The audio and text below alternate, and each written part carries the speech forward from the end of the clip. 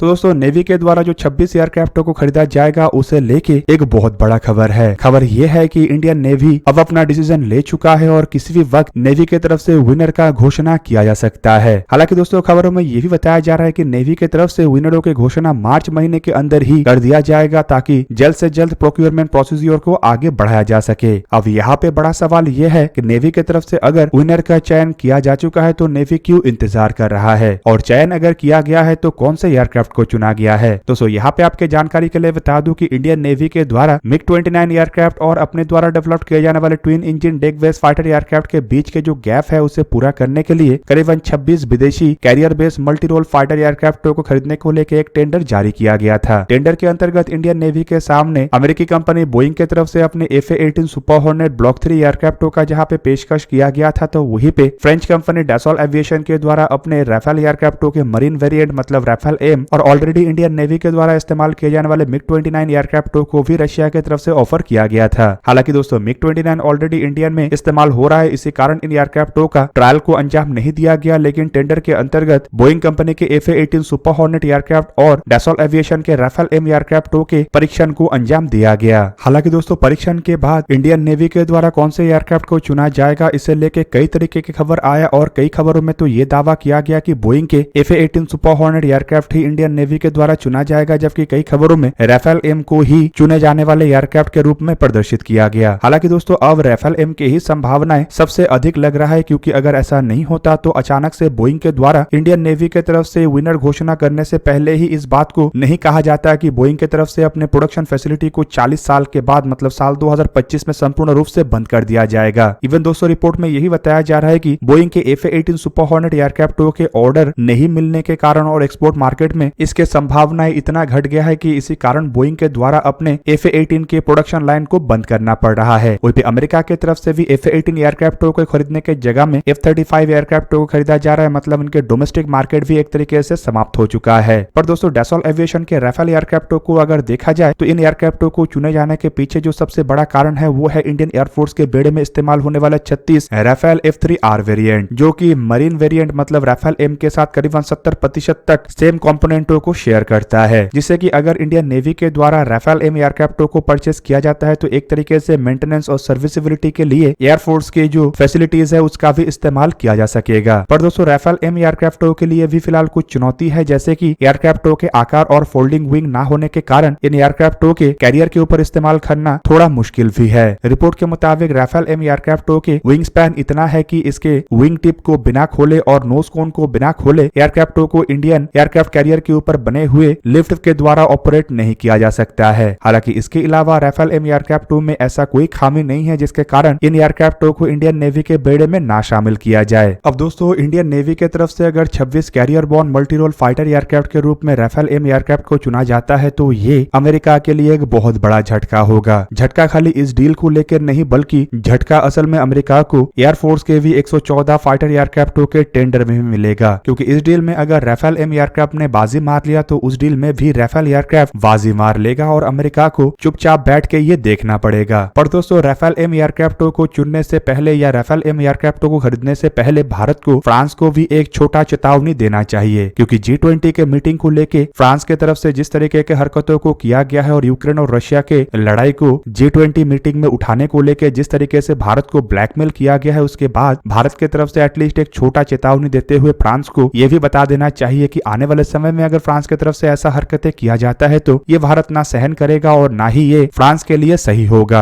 हालांकि दोस्तों अगर देखा जाए तो रशिया के बाद फिलहाल फ्रांस को ही भारत के सबसे करीब तरीन एलआईओ में से एक के रूप में देखा जा रहा है और फ्रांस रशिया के बाद दूसरा ऐसा देश है जो भारत को टेक्नोलॉजिकली एडवांस हथियार देता है। पर अभी भी ऐसा कुछ हथियार है जिसे लेके फ्रांस दोहरा रवैया अपना रहा है, जैसे कि जेट इंजन और राफेल एयरक्राफ्टों के टेक्नोलॉजी। आप सब लोगों को पता ही होगा कि भारत असल में एयरक्राफ्टों को खरीदने को लेकर टेक्नोलॉजी ट्रांसफर चाहता है और इतना टेक्नोलॉजी चाहता है ताकि उसका इस्तेमाल भारत अपने खुद के फाइटर एयरक्राफ्टों में भी कर सके। पर फ्रांस की तरफ से शर्तों के मुताबिक जिन बातों को रखा गया है उसके तहत भारत को कम से कम 100 के आसपास एयरक्राफ्टों को परचेस करना पड़ेगा और उनमें से भी कुछ एयरक्राफ्ट फ्रांस में बन के अगर भारत को आया तो ही भारत को फ्रांस की तरफ से एयरक्राफ्टों के टेक्नोलॉजी दिया जाएगा। ऊपर से दोस्तों जेट इंजन के अगर टेक्नोलॉजी को देखा जाए तो इसे लेके भी भारत के साथ फ्रांस का बातचीत चल रहा था ताकि 110 किलोन्यूटन थ्रस्ट वाले इंजनों का डेवलपमेंट हो सके, लेकिन फ्रांस की तरफ से इसमें भी कई तरीके के टेक्नोलॉजी टेक्नोलॉजी देने से ना कहा गया और इसी कारण एक तरीके से आप कह सकते हैं कि कई सालों से बातचीत होने के बावजूद बातचीत का कोई भी नतीजा नहीं आया है और भारत और फ्रांस के बीच में अब तक जेट इंजन के डील को लेकर किसी भी तरीके से कोई भी समझौता भी नहीं हुआ है। हालांकि दोस्तों अगर राफेल एम एयरक्राफ्टों में फ्रांस को सफलता मिलता है और फिर भी अगर फ्रांस की तरफ से अपने रवैये को सुधारा नहीं जाता है और अपने डीलों को और सुइटेबल नहीं किया जाता है तो फ्रांस को आने वाले समय में झटका मिल सकता है और ये झटका जेट इंजन के डील के अंतर्गत मिलने का संभावना सबसे अधिक है, क्योंकि दोस्तों बताया ये जा रहा है कि अमेरिकी कंपनी और ब्रिटेन के कंपनी भारत के साथ जेट इंजनों को बनाने को लेकर काफी महत्वपूर्ण प्रस्तावों को रखा है और ऐसा प्रस्ताव रखा है जो फ्रांस के द्वारा अब तक भारत के सामने नहीं रखा गया है। दोस्तों राफेल एम एयरक्राफ्टों के डील या फिर कहे तो अगर 114 फाइटर एयरक्राफ्टों के डील भी फ्रांस को मिल जाता है तब भी ये उतना बड़ा डील नहीं होगा जितने बड़े डील के रूप में इन जेट इंजनों के डील को देखा जा रहा है, क्योंकि रिपोर्ट के मुताबिक भारत करीबन 1000 से भी अधिक इंडिजीनियस एयरक्राफ्टों को निर्माण करने जा रहा है और ऐसे एयरक्राफ्टों में कई हजारों के संख्या में जेट इंजन जहां पे इनिशियल स्टेज में इस्तेमाल होगा तो वहीं पे बाद में भी इंजनों को रिप्लेस किया जाना है और रिपेयर किया जाना है, जिसके लिए एक बहुत बड़ा सप्लाई चेन तैयार किया जाएगा। और दोस्तों ये सप्लाई चेन 1-2 साल के लिए नहीं होगा बल्कि